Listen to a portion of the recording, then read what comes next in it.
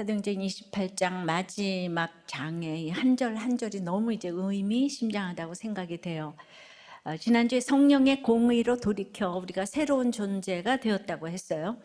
근데 이미 이루어진 구원이지만 아직 이루어가야 할 구원이 우리에게 남아 있습니다. 그러므로 실제 내 모습을 보면 새로운 존재가 된 게 맞나 싶을 때가 참 많아요. 되었다 하면 없어요. 그래서 우리는 날마다 고침을 받아야 합니다. 그냥 고침이 아닌 이 성령의 고침을 받아야 합니다. 결국 우리의 고침 받음은 복음 전파 때문이에요. 그래서 오늘은 성령의 고침에 대해서 생각을 해보겠습니다. 첫째로, 가장 높은 사람을 고치는 것은 아주 중요합니다. 7절이에요. 이 섬에서 가장 높은 사람 보블리오라 하는 이가 그 근처에 토지가 있는지라 그가 우리를 영접하여 사흘이나 친절히 머물게 하더니, 자, 이전에 멜리데 섬에서 가장 높은 사람인 보블리오가 바울이 맹독성의 독사가 물었는데 조금 더 상하지 않은 소문을 들었어요. 그래서 보블리오는 아픈 아버지를 고칠 목적을 가지고 바울 일행인 우리를 영접합니다. 멜리데인이 영접했던 2절의 영접은 프로스를 안바노인데 자기 편으로 끌어들이는 거라고 그랬어요. 근데 여기 7절에 이 보블리오의 영접은 아나데코마이로 높은 사람을 잘 모시는 영접으로 원어는 그렇게 다르더라고요. 가장 높은 사람이 보블리오인데 그 사람이 더 높은 사람을 모시듯이 바울을 영접했다는 것이에요. 자, 우리는 276명 다가 아니고 2절에는 다라고 그랬는데 다라는 판타스라는 이 단어가 빠져 있는 것으로 봐서 아마 바울과 누가와 아리스다고와 선장 선주 율리오 정도 이렇게 아니었을까 싶습니다. 자, 하루도 아니고 이제 사흘이나 보블리오는 이렇게 바울 일행을 아주 그냥 극진히 좋은 음식, 편안한 잠자리를 주면서 심신이 회복하도록 도왔어요. 그는 이제 대토지를 소유했을 정도로 대단한 부자고 권세도 있고, 그렇지만은 돈 가지고 할 수 없는 일이 딱 생겼어요. 그러니까 이 몸을, 부자들은 이렇게 몸을 치면은 다른 게 이제 다른 게 안 들어오는 거죠. 고침받고자 우리는 뭐 자녀가 병만 난다 그러면은 진짜 영혼이라도 팔 정도로 그렇게 우리는 가족이라면은 가족 앞에 장사가 없습니다. 그래서 고침받고자 바울을 높은 사람 모시듯이 영접을 했네요. 보블리오라는 이름의 뜻은 평민, 대중적이라는 보빌리오, 이게 퍼블리오스 영어로 그래서 퍼블릭이란 뜻과 이제 비슷한 것 같아요. 그러니까 일반인, 대중적. 버블리오는 모든 사람들이 바울을 살인자라고 외칠 때 대중적 인기를 위해서 그 가장 앞에 나서서 바울을 손가락질했던 첫 번째 사람인 거예요. 가장 높은 사람이란 뜻이 바로 이 첫 번째 사람이란 뜻입니다. 바울은 자신을 그렇게 살인자라고 비난하던 그 버블리오의 말투와 행동을 생각할 때 그 상처를 준 버블리오를 용서하기가 쉽지 않죠. 그 사람이 대장이었잖아요. 그러니까 우리 옳고 그름의 가치관은 좋은 일이든 나쁜 일이든 받은 만큼 돌려주는 거예요. 이 세상의 법칙은. 그러나 항상 이제 구원에 초점을 맞추고 있으면 이제 상대방이 욕을 하든지 나를 너무 떠받들어 주든지 그게 중요하지 않아요. 어떤 생각이 들죠? 저 사람도 예수가 없으니까 저러지. 게다가 추장이고 부자인데 왜 안 그렇겠어? 근데 이 멜리데인을 전도하려면 내 상처의 원흉인 그 사람을 껴안는 것이 가장 복음 전파의 지름길이에요. 이게 하나님의 세팅된 환경이에요. 결국 바울이 독사에게 물려도 상함이 없으니까 결국 가장 높은 사람을 만나게 하시는 거예요.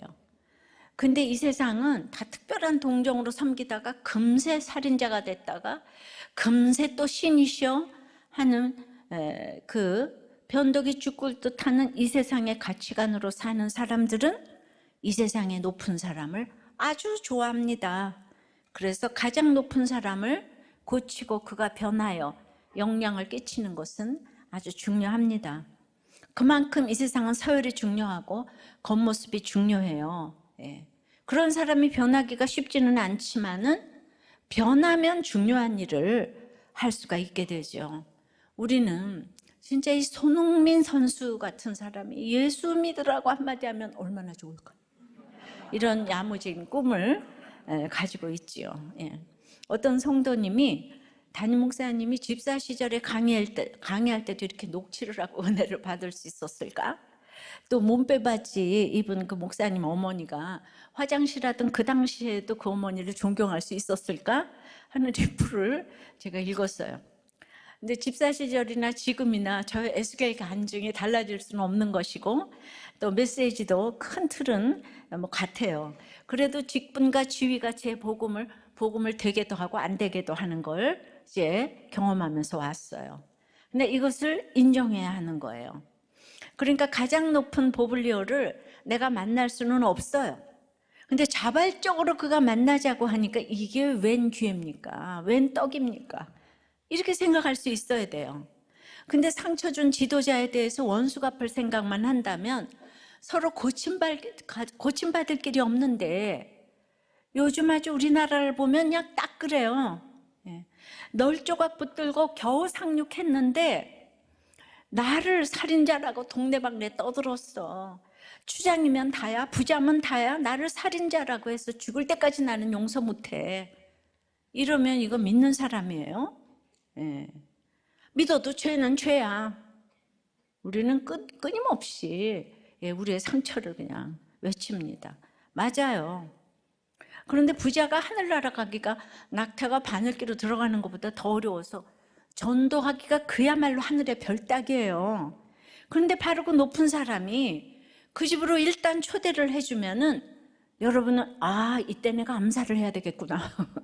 복수를 해야 되겠구나. 예. 나의 명예를 실추시킨 저들을 죽이리라. 이게 이 세상 정치죠.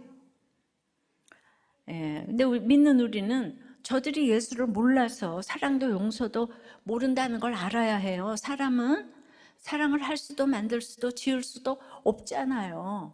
정치만 그래요. 부부간에도 이 정치 원리가 그대로 적용이 돼요.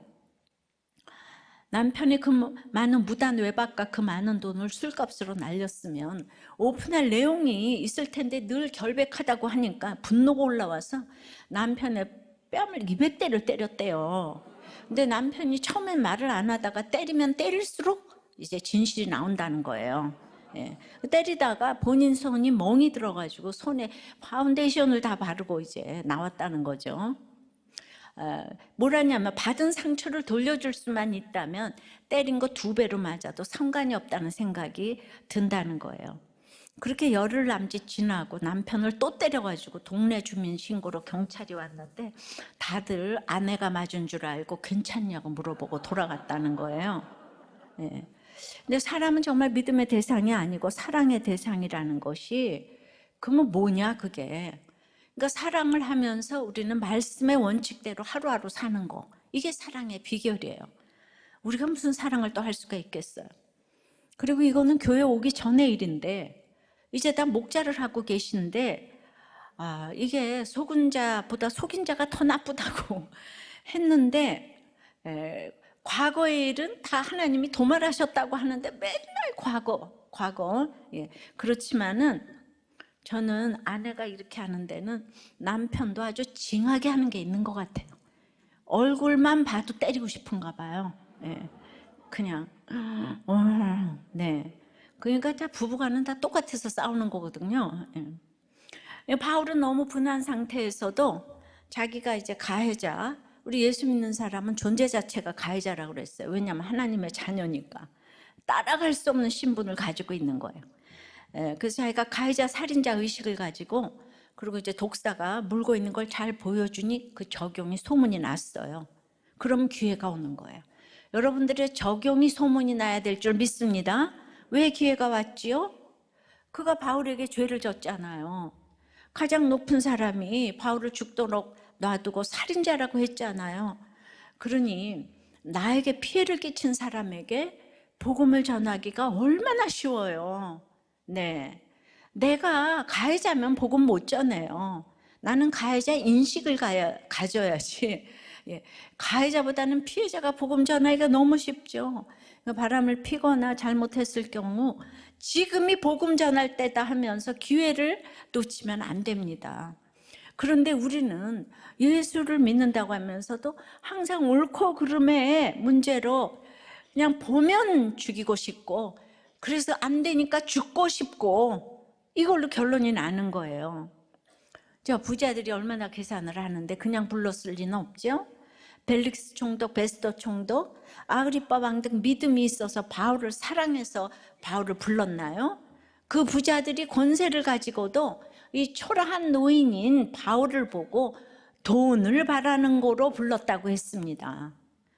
그런데 보블리오가 그냥 불렀겠습니까? 우리 인생은 별 인생이 없어요.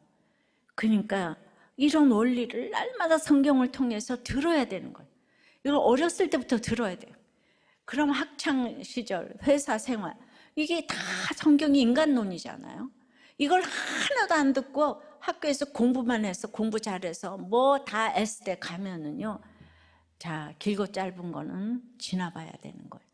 이런 설교를 날마다 1시간씩 듣는 사람과 안 듣는 사람, 정말 이 설교 들으면 정말 너무 지혜롭고 똑똑해질 거라고 생각해요. 성경이 인간론이에요. 경영학 교과서예요. 상담학 교과서예요. 어떤 거를 다 갖다 붙여도 성경에 답이 있어요. 그래서 우리는 기회가 있을 때마다 복음 전할 기회로 삼아야 해요. 열매 맺는 것은 주님이 하실 일입니다. 예. 이제 그 높은 사람은 변화되면 크게 쓰임 받는다고 그랬는데, 과연 보블리오는 후에 순교자가 되었다고 해요. 바울이 그걸 못 보고 죽었잖아요. 그러니까 나중까지 생각할 게 없어요. 오늘 전하면 돼요. 적용해 보세요. 부자면 다냐, 학벌만 좋으면 다냐 하면서 역차별하는 것이 있나요? 예, 적용 질문이요. 예. 부자면 다냐, 학벌만 좋으면 다냐 하면서 역차별하는 것은 무엇입니까?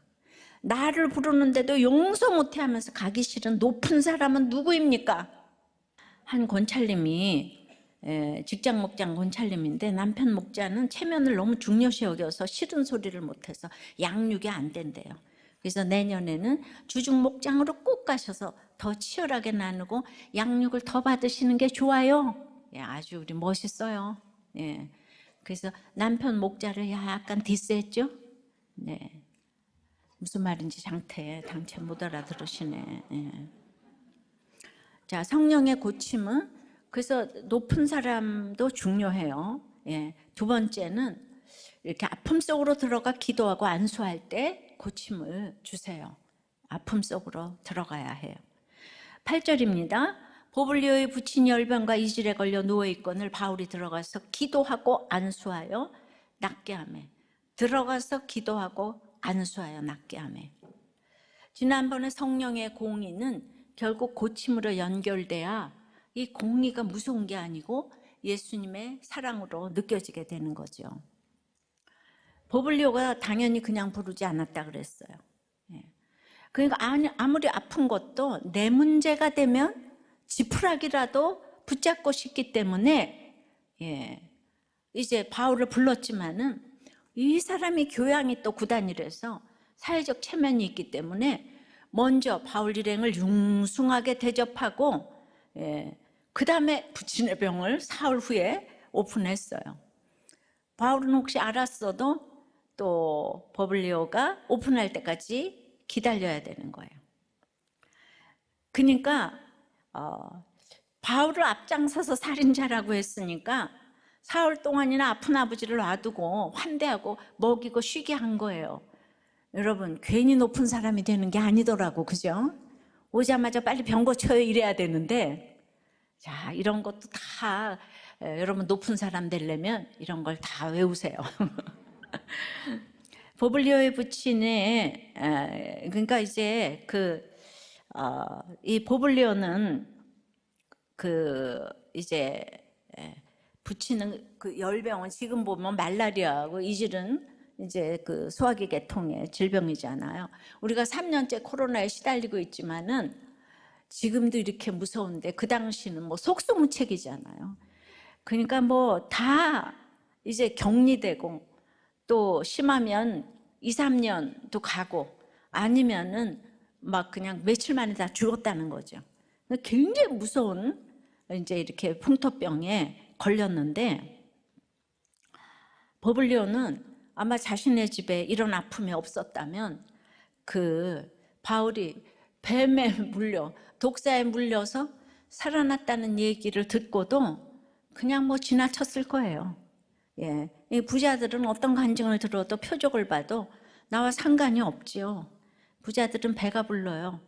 그러니까 돈이 있고 돈이 다 해결해주면 공동체에 안 들어와도 배부르고 등이 따신데 아니 왜 힘든 얘기를 내가 가서 들어.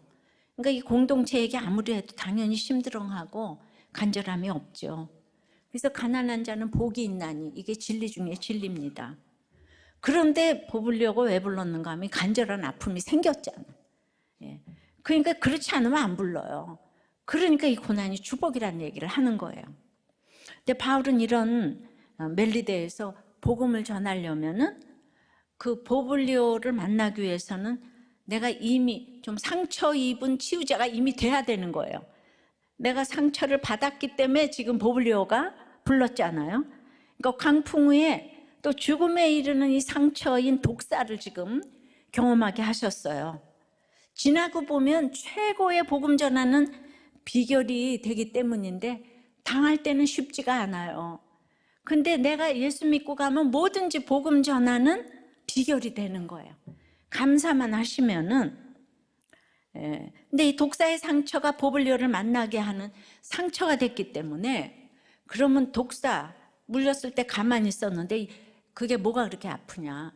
근데 육의 상처보다 더 아픈 것은 이렇게 마음의 상처인 거예요. 그러니까 독사에 물렸는데 사람들이 살인자라 그랬잖아요. 그게 훨씬 아픈 거예요. 제 남편이 갑자기 갔는데 저보고 아주 그냥 눈도 깜짝하지 않고 무슨 죄를 지셨노? 저한테 이제 그러는 거예요. 또 새 자동차 팔아달라니까 죽은 사람 차니까 반값인 거 알죠?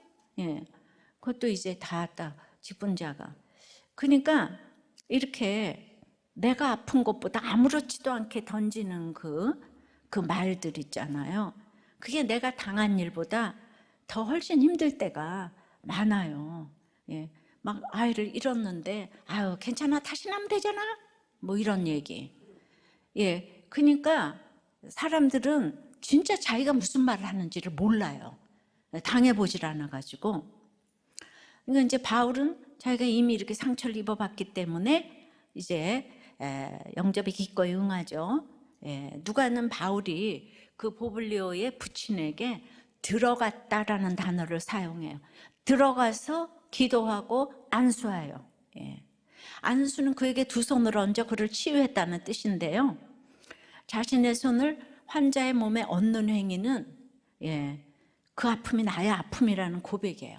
그러니까 그때 격리를 했는데 가서 손을 얹는 거는 내가 전염돼도 괜찮다 이런 뜻이 있잖아요.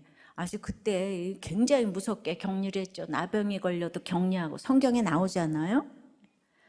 그러니까 이거는 이제 안수, 손을 얹었다는 거는 내가 힘이 있어 너를 고치겠다는 뜻이 아니라 주님 이 사람과 저는 똑같아요. 이 사람과 나는 똑같이 주님의 치료가 임해야 될 아픔이 있어요. 이 사람의 아픔이 저의 아픔이에요. 우리를 불쌍히 여겨주시고 고쳐주세요. 이 표현인 거예요. 그러니까 목장에서 늘 우리가 같이 기도하면서 이 집사님의 아픔이 저의 아픔이에요. 다들 기도하잖아요. 기도 제목 내놓고 다 눈물로 이 집사님의 아픔이 저의 아픔이에요. 안수하니까 병이 낫습니다. 그래서 정말 이런 안수기도가 이렇게 필요한데요. 헬리나우에는 상처 입은 치유자에서 고통 속으로 들어가지 않고 누가 그것을 없앨 수 있겠는가. 화재가 난 집안에 갇힌 아이를 구하려면 불 속으로 들어가야 되고 또 사막에서 길을 잃은 사람을 구하려면 사막 안으로 직접 들어가야 된다는 거예요. 그러니까 바울을 가장 힘들게 한 버블리오에게 바울은 상처 입은 치유자가 되는 거죠. 믿는 우리는 어떤 경우도 치유자가 돼야 되는 거예요. 상처를 크게 입혔을수록 그에게 들어가서 안수하고 손을 얹고 기도해야 돼요. 기막힌 남편과 아내가 자녀가 이렇게 살아내는 성도들이 너무 많은데도 우리가 아무리 들어도 우리는 내 손가락 아픔이 제일 크기 때문에 너무 그냥 이렇게 와서 닿질 않아. 목장에서 서로가 가해자인 것을, 우리가 존재론적으로 가해자인 것을 인정하면 나눔이 너무 풍성할 텐데요, 우리는 목장에서 우리를 가르쳐도 힘들고 위로해 주지 않아도 힘이 들어요.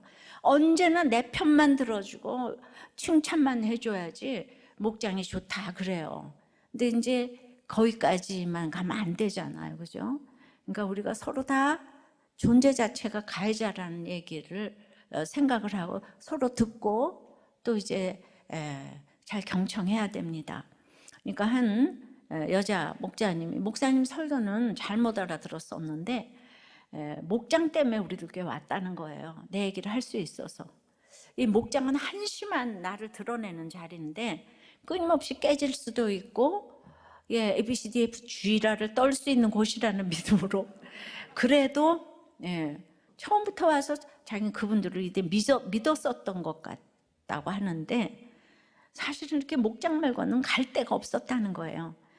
근데 목장에서 목자님이 작정하고 나에게 처방을 해주시니까 엄청 상처를 받았는데, 그런데도 세월이 지나도 여전히 똑같다는 거예요.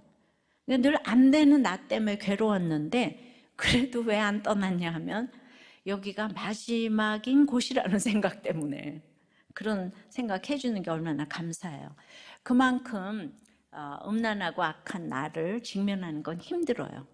그러니까 우리의 상처는 드러내기도 아프고 안 드러내기도 힘들어요. 그래서 우리는 그냥 힘들어요, 그냥. 하나님 앞에서 나를 보지 않으면 늘 힘들어요. 드러내도 힘들고 안 드러내도 힘들고. 그럴 바에 빨리 드러내고 수술하고 새로운 살이 돋아나는 게 더 낫지 않아요? 목장이 괴롭고도 마지막인 곳 맞아요. 나를 보게 해주는 거. 근데 자기를 보는 게 죽은 사람을 살리는 것보다 어렵대잖아요. 자기 보는 거 너무 싫어한대잖아요. 왜냐하면 지옥 불에서 올라온 자존적인 교만이 있기 때문에. 맞아요. 목장 말고 갈 데가 없어. 또 한 부목자, 남자 부목자님이 자기는 예전 생각해보면 술 모임을 갖게 되면 늘 하는 얘기가 옛날 학창시절 뻔한 얘기밖에 없는데, 근데 믿음의 공동체라는 건 정말 설교만 있는 게 아니고 우리가 이렇게 듣고 나눌 수 있는 목장이 있기 때문에 그 나누려고 산책하면서도 다시 말씀을 듣게 되고 적용 질문을 생각하게 되고, 그게 정말 큰 것 같고 띵크를 할 수 있는 질문과 말씀이 있으니까. 그래서 목장에서 나눔도 기쁨이지만은 특별히 학벌, 직업, 나이 이런 게 관계없이 이렇게 내 죄를 터놓고 나누고 처방하고, 또 가장 좋은 건 식사가 공짜 아니겠습니까? 이러면서 너무 좋아하시더라고요. 맞아요. 그러니까 사실 우리가 이렇게 가만히 친구들 모임에서 나누는 얘기가 다 뻔해요. 뻔해. 근데 목장에서 오면 날마다 주제가 다르고 나를 보게 해주는 진짜 이 기가 막힌 곳이라고 생각이 돼요. 우리의 삶은 모두 독사에 물려 있어요. 날 때부터 죄인인 것이 그 증거거든요. 그래서 이제 하나님과 나와의 관계가 이제 무너진, 이거를 회복하기 위해서 상처를 준 버블리오의 집에 들어가는 거고, 이제 거기 누구도 해결할 수 없는 그 아픔 속으로, 내가 먼저 아픔을 당해봤기 때문에 들어가서 이제 안수하는 거죠. 그러나 실제로 고치신 분은 누구예요? 안수했다고 바울이 고쳤습니까? 바울의 들어감이, 기도가, 안수가 주님이 앞서가신 일을 따르는 일이자 주님의 이름으로 행한 일이니까, 주님이 바울을 통해 버블리오 부친을 고치셨죠. 주님이 고치셨습니다. 할렐루야. 주님이 고치셨어요. 그러니까 내가 잘난 척하면 안 되는 거죠. 적용해 보세요. 여러분은 상처 입은 치유자입니까?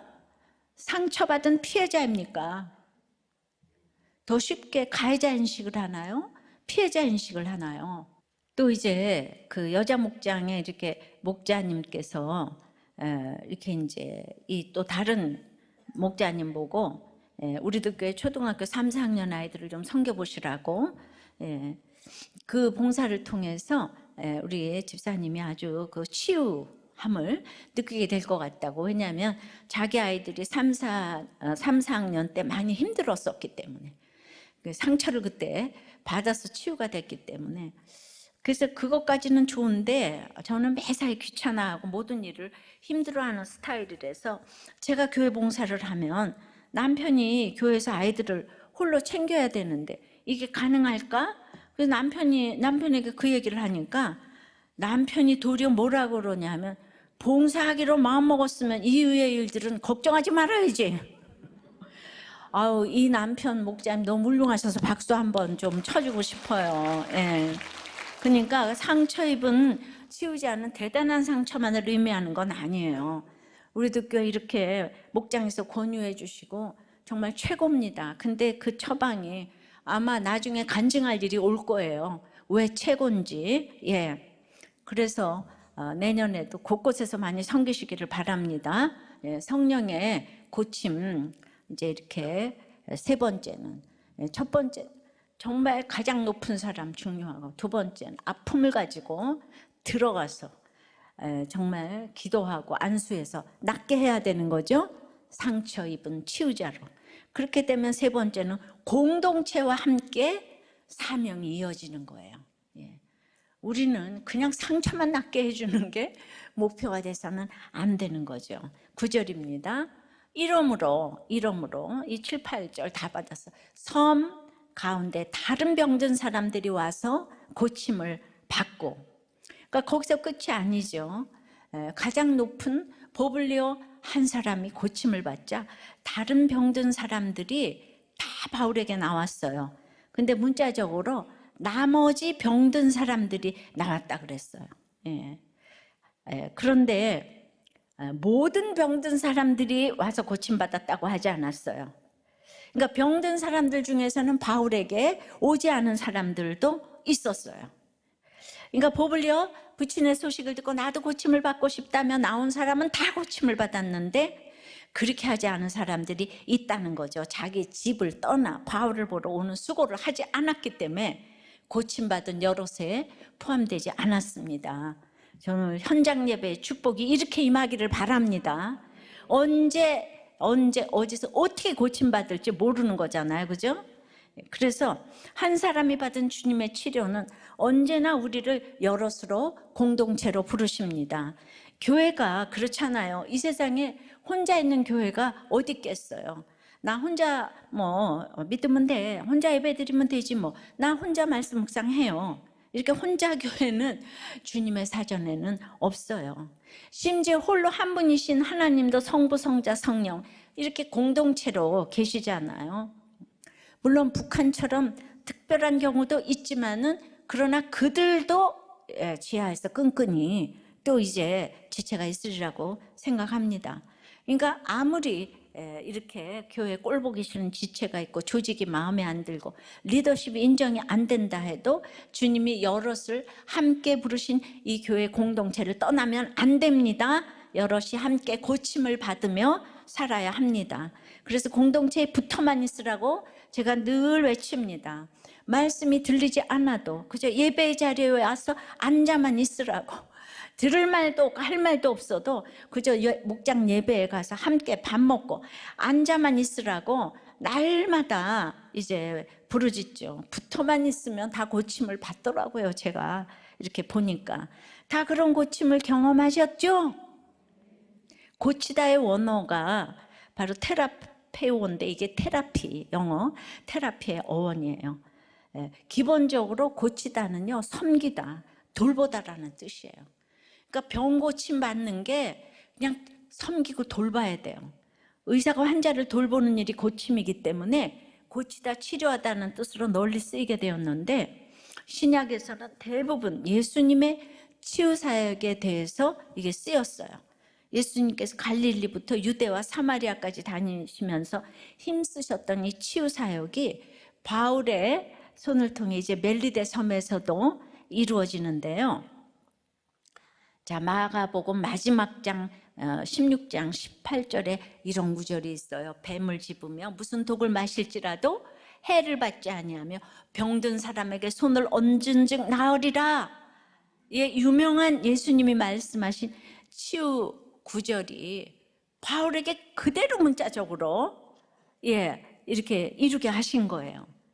이거 복음을 전하는 자들에게 주시는 특별 은총인데요. 그리고 이제 또 띵크를 해봐야 되잖아요. 문자적으로 멜리데는 금세 떠날 곳이기 때문에 마구 기적을 베풀어도 상관이 없어요. 누가 왕노릇을 하지 않아요. 예수님도 기적을 베푸시고는 늘 떠나셨어요. 근데 날마다 한 곳에서 치유 사역을 계속하는 거는 아주 위험합니다. 그러니까 선교지에서는 그게 좀 가능하지만 우리가 복음 전하고 떠나야 되는 것은 양육은 성령님이 시키실 거니까요. 그러니까 그때는 정말 다 야만인이잖아요. 멜리데인들이. 그러니까 이렇게 치유 사역을 보지 않으면 믿을 게 없잖아요. 특별한 복음을 전하는 사람에게 주신 특별한 은총인데 그것이 계속 되어지는 병고침의 역사만 원하시면 이제 안 되는 거죠. 그럼 뱀을 집어도 독을 마셔도 해를 받지 아니하는 표적은 어떻게 지금 이제 21세기 한국의 남한 그중에서도 서울, 경기에 사는 우리들은 어떻게 적용해야 될까요? 기독교가 들어온 지도 한 세기가 지났고 10위권에도 들어가고 축구 16강에도 들어가는 엄청난 축복을 받았어요. 그러면 이게 적용이요. 다 성경에는 보면은요. 그 수준에 맞게 적용하게 다 되어 있어요. 그래서 오늘 그 구속사적으로 이 구절을 어떻게 적용할 것인가를 한번 생각해 볼게요. 마가복음 16장 9절에서부터 이제 11절까지는 예수께서 안식 후 첫날 이른 아침에 7 귀신을 쫓아내어 주신 막달라 마리아에게 먼저 보이시니 이제 이 일을 예수님이 이제 11절에 살아나셨다는 것과 이제 마리아에게 보이셨다는 것을 이제 알렸어요. 그랬더니 안 믿었어요. 그 얘기를 했더니 안 믿었어요. 그러니까 예수님의 부활을 가장 잘 외쳐줄 사람은 똑똑한 사람, 마음씨 좋은 사람이 아니라 7 귀신 들린 막달라 마리아라고 하는 거예요. 막달라 마리아는 이른 새벽에 제자들과 남자들도 안 가는 무덤에 갔어요. 저는 우리들 교회가 이렇게 귀신 들린 사람, 눌린 사람, 아픈 사람들이 와서 예수님을 사모하는 교회가 되기를 원합니다. 그리고 오늘 신경질 귀신, 돈 귀신, 여자 귀신, 남자 귀신, 공부 귀신, 음란 귀신 딱 7 귀신만 물러가기를 바랍니다. 그랬는데 그 막달라 마리아가 전했는데 11절 보면 이 제자들, 예수님께 양육받은 제자들도 예수님의 부활을 믿지 못했어요. 아마 전하는 사람이 정말 그 귀신 들렸기 때문에 더 믿지 못했을 수 있죠. 제가 제 남편의 구원을 에스겔 말씀으로 전했을 때 제 곁에 여인들을 모두 기뻐했어요. 근데 제자들이 믿지 못했던 것처럼 많은 남자분들이 저의 말을 믿지 않더라고요. 또 이제 뭐 그 중에는 하여튼 심각하게 듣지 않았어요. 그러니까 평신도인 제가 에스겔을 읊어대니까 집중해서 듣지 않았어요. 저와 같은 환경에 있는 사람들만 공감했습니다. 그래서 저는 제 큐티 모임에는 여자들이 압도적으로 이제 많았잖아요. 그래서 저와 같은 환경에 있는 사람들만 공감을 했는데 그래서 제가 50이 될 때까지는 남자 모임도 안 했다 그랬잖아요. 그래서 이 이야기를 남자들과 또 무슨 뭐 이렇게 그런 분들에게 전하는 일을 한참 하다가 마침내 포기했어요. 그러니까 저는 성경을 볼 때마다 어쩌면 이렇게 다 제 이야기를 하시는가 생각을 합니다. 그러니까 이 제자들 예수님에게 직접 교육을 받았는데도 이렇게 믿지 못했어요. 그 12절, 13절에 그러니까 예수님이 그 제자들 중에 2 사람한테 다른 모양으로 나타나셔서 자세히 풀어주시니까 그들의 마음이 뜨거워가지고 또 다른 제자에게 이걸 전했어요. 13절에 두 사람이 가서 남은 제자들에게 알리었으되 역시 믿지 아니하니라. 그때도 제자들이 믿지 않았어요. 그러니까 지금 9절서부터 계속 안 믿는 거, 안 믿고 또 안 믿고. 14절에 그 후에 11제자가 음식 먹을 때에 예수께서 그들에게 나타나서 그들의 믿음 없는 것과 마음이 완악한 것을 꾸짖으시니 또 역시 믿지 아니하밀로라. 예. 그러니까 제자들이 지금 믿었다는 내용이 마가복음 16장 마지막 장에 전혀 없는 거예요. 복음을 도리어 적극적으로 거부하고 배척할 때 쓰는 완악이라는 단어를 써서 바위 같은 마음을 말하는 거예요. 그러니까 생전에 예수님이 제자들을 꾸짖으실 때 한 번도 사용하지 않은 강력한 용어로 예수님은 애정을 가지고 제자들을 가르치셨는데 제자들은 이렇듯 완악하고 믿음이 없었던 거죠. 그러니까 이 얘기를 하면서 이 배경으로 15절이 나오는 거예요. 또 이르시되 너희는 온 천하에 다니며 만민에게 복음을 전파하라. 믿고 세례를 받는 사람이 있고 믿지 않는 사람은 정죄를 받겠지만은 이러면서 그 말도 안 되는 제자들에게 하나도 공로가 없이 그래도 온 천하에 다니며 복음을 전파하라고 그 명령을 주시고 이러면서 17절 18절 믿는 자들에게 이런 표적이 따르리니 곧 그들이 내 이름으로 귀신을 쫓아내며 새 방언을 말하며 뱀을 집어올리며 무슨 독을 마실지라도 해를 받지 아니하며 병든 사람에게 손을 얹은 즉 나으리라. 이렇게 완악하게 믿지도 않는 자들에게 온 천하에 다니며 만민에게 복음을 전파하라고 엄청난 명령을 주셨어요. 그러니까 우리가 잘나서 복음 전파하는 명령을 받은 것이 아니고 내가 말씀을 따르고 복음을 전파하면 표적이 따른다는 거예요. 전파하지 않으니까 표적이 안 따르는 거예요. 이런 배경으로 뱀을 짚고 독을 마셔도 해를 받지 아니하겠다고 하셨는데요. 그러니까 복음을 전파할 때 십자가의 복음을 전파해야 이 표적이 따르는데 그 십자가를 모르니까 복음을 전파하러 다니면 저절로 십자가를 지게 돼 있잖아요. 그러니까 먼저 이렇게 복음을 전하러 나가는 사람들이 장땡이라 이거예요. 내가 믿음이 있어서 나가는 게 아니고 에스겔 아내를 하루아침에 데려가고 슬퍼하지 말라 그러잖아요. 이와 같이 표징의 선지자가 되라고. 그러니까 진정한 표징은 무엇인가? 이거 뱀을 짚고 독을 마셔도 해를 당하지 않는 것은 이미 내가 그렇게 치유를 한번 받았으면 그때부터 진정한 표적은 네가 옳다, 고맙다, 미안하다, 사랑한다의 이 세 방언을 표적으로 주신다 그러잖아요. 그러니까 내가 독사에 물려도 당신이 옳아요, 내가 살인자예요, 미안해요, 고마워요, 사랑해요. 이게 세 방언이라고요. 믿는 자에게 따르는 이 세 방언을 잘 쓰면 또 거꾸로 뱀을 집어도 독을 마셔도 해를 받지 않는 표적이 또 따라다니게 될 줄 믿습니다. 그러니까 제가 잘나서 여기까지 온 게 아니고 저는 거룩에 이르지 못한 부분이 너무 많이 있는데도 그저 눈만 뜨면 일어나서 복음을 전하니까 나는 형편없는데 복음 전한 것 때문에 하나님께서 표적을 너무나 많이 보여주신 줄 믿습니다. 내가 잘난 게 진짜 하나도 없어요. 그냥 잘난 게 없는 걸 아니까 두렵고 떨리는 거죠. 그래도 오늘은 내가 그냥 아침부터 또 오늘 전해서 하루 종일 전했어. 그럼 하나님이 새 방언을 쓰는 놀라운 표적을 주시는 줄 믿습니다. 그러니까 이제 아내 그 집사가 이혼할 결심을 하고 목장에 마지막 인사를 하기 위해서 왔다는 거예요. 남편과 이혼할 결심을 하고. 그래서 목장에서 그걸 이제 오늘 마지막 인사를 나왔다 그랬더니 막 목장에서 이혼한 경력이 있는 부목장 목원 식구들이 막 그냥 다들 그냥 벌떼같이 일어나서 권면을 하는데 순간 은혜가 임하고 감동을 받자 이혼을 그렇게 결심했던 마음이 싹 녹아내리고 목장 교회 다 떠나고 싶었던 마음이 딱 사라졌다고 간증해 주셨어요. 할렐루야. 목장이 아니었으면 내가 말씀 듣고 큐티에도 이혼할 뻔했고 공동체 떠날 뻔했는데 목장 공동체를 통해 정말 이혼 결심이 순간 사라지는 놀라운 체험을 했대요. 그 이혼을 선언한 그날 남편이 목장이 끝난 후 슬그머니 다가오더니 미안해, 이 새 방언을 썼잖아요. 그래가지고 지금 남편이 그냥 예배, 목장, 양육에 집중하며 삶이 완전히 바뀌었다는 나눔을 했습니다. 저는 매주일 어떤 걸 읽어야 될지 너무 골치가 아파요. 너무 다 읽어야 될 게 많아가지고 저 너무 경무에 시달리고 있어요, 진짜. 예, 그래도 또 곤란해서 또 읽고 하네.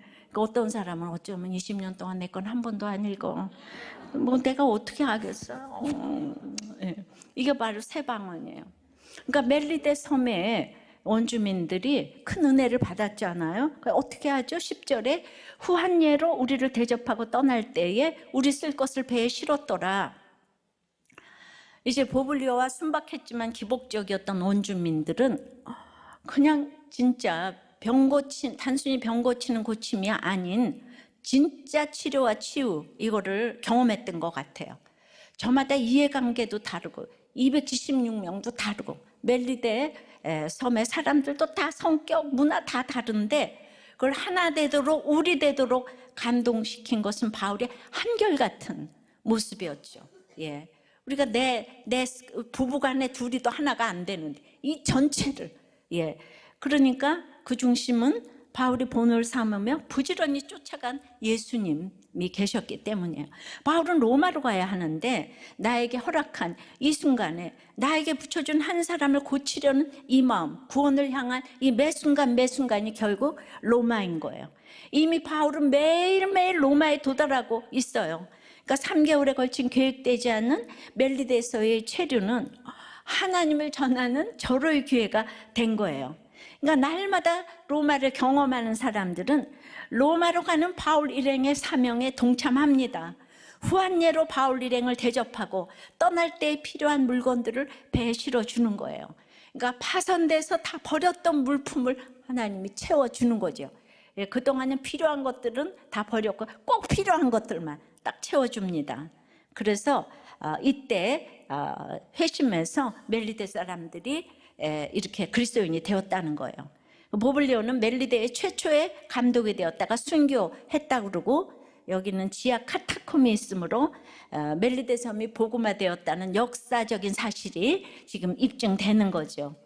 그 믿는 사람은 세상에 대하여 은인이 돼야 하는데 일단 눈에 보이는 은혜 베푸는 게 가장 쉬운 방법이잖아요. 그래서 뱀과 독사, 눈에 보이는, 그러니까 그게 아니라고요. 마가복음 16장에서도 그냥 고쳐주는 것만 다가 아니라고. 그럼 병 한 번 고쳐줬는데 날마다 고침받으러 날마다 똑같이 가면 우리가 언제 성숙하고 언제 거룩해지겠습니까? 그러니까 내가 너무 수준이 낮지만은 복음은 전파돼야 하니까 뱀에서 독에서 표적을 주신 거예요. 그리고는 떠나야 되는 거예요. 성장해 가야 돼. 거룩을 이루어 가야 돼요. 좀 더 성숙해져 가면은 바울처럼 광풍과 독사와 시기와 질투와 모함과 매맞음 당할 때마다 해를 받지 않음을 보여주는 것이 진정한 고침의 열매라고 믿습니다. 이것이 성령의 열매인 거예요. 적용 질문 드릴게요. 공동체에 들어가서 기뻐하고 있습니까? 힘들어하고 있습니까? 이제 고침받고 사명으로 이어지고 있습니까? 내년에는 어디서 후한예로 대접하고 섬기시겠습니까? 자, 공동체 고백입니다. 공동체 속에서 사명을 다한 김재남 집사님이 11월 13일 주일에 미국에서 온 친구 전도하고 17일에 목장 예배하러 가다가 갑자기 뇌출혈로 쓰러지셨고 25일에 소천하셨어요. 이분은 개척 때부터 오셨는데 아주 똑똑하신 남편, 같이 유학 갔다가 남편이 먼저 한국에 오셨어요. 그리고는 갑자기 돌아가셨어요. 그리고 이제 아들 둘을 키우시면서 그냥 그 아들 둘이 교회를 안 나오는 거예요. 예, 정말 20년 동안 믿음 때문에 늘 기도하시고, 예, 진짜 혼자서 20년을 남편도 없이 아들들도 없이 정말 이름도 없이 섬겨주셨어요. 그 늘 아들들의 믿음 때문에 기도하시고 한결같이 목장 섬기시다가 한마디 유언도 못하시고 딱 가셨는데요, 그분이 한 주도 빠지지 않고 매주 같은 기도 제목을 올리셨는데 그 주에 올린 기도 제목이 완전 유언이 되셨어요. 예. 그래서 첫째가 우리는 준과 용의를 너무 잘 알아요. 맨날 기도 제목 올리셨어요. 예, 준과 며느리와 용의의 영혼 구원과 장래가 주님 뜻 가운데 이루어지길. 두 번째, 용의가 주일에 쉴 수 있는 곳으로 옮길 수 있어 교회에 올 수 있기를. 술, 담배, 게임이 끊어지고 재정관리 잘하기를. 두 남동생 김재희, 김재민이 주님 영접하기를. 또 친정엄마 집이 팔려 작은 집으로 갈 수 있기를. 준이 외국에 있는데 준에게 영문 큐티인을 보냈는데 거부하지 않고 이 부부가 계속해서 읽을 수 있는 마음을 주시기를.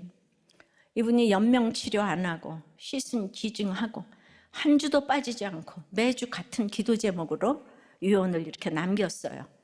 생전에 매일을 마지막처럼 죽음을 완벽하게 준비하도록 정말 주님이 마을림 삶을 인도하셨음에 너무 감사드리고요. 생전에 20여 년 동안 아들들과 같이 신앙생활 못했지만 죽은 뒤에 하나님이 방문하셨다고 이제 오늘 이렇게 어머니의 이렇게 이제 천국 행을 인하여서 오늘 아들들이 참석을 했는데 우리들 교회가 진짜 늘 기도했어요. 준과 용이 모르는 사람이 없어요. 그 준과 용의 믿음 위에서 늘 기도했는데 좀 반드시 어머니의 유언이 이루어지기를 바라는 거예요. 어머니가 너무 안타까워하셨기 때문에 이 제목을 온 전 세계에 지금 알려드리는데 오늘 잠깐 그 자리에서 일어나 줄래요? 준과 용이 좀 일어나 볼래요? 예, 준과 용이. 예, 우리 박수로. 예. 네, 너무 감사해요. 네, 감사합니다.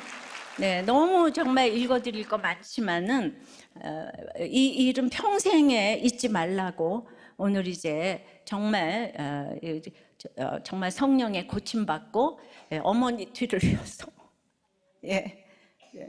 아빠하고도 아들들하고도 평생의 신앙생활을 못하고 가셨는데 여러분 이렇게 큐티를 하면 오늘 하루하루가 죽음의 준비라는 거를 김재남 집사님을 통해서 이렇게 보여주시는 줄을 믿습니다. 말씀을 맺어요. 성령의 고침은 가장 높은 사람도 중요합니다. 또 그리고 아픔 속으로 들어가서 기도하고 안수할 때 그 고침을 주십니다. 우린 상처 입은 치유자가 돼야 돼요. 상처받은 피해자가 되면 안 됩니다.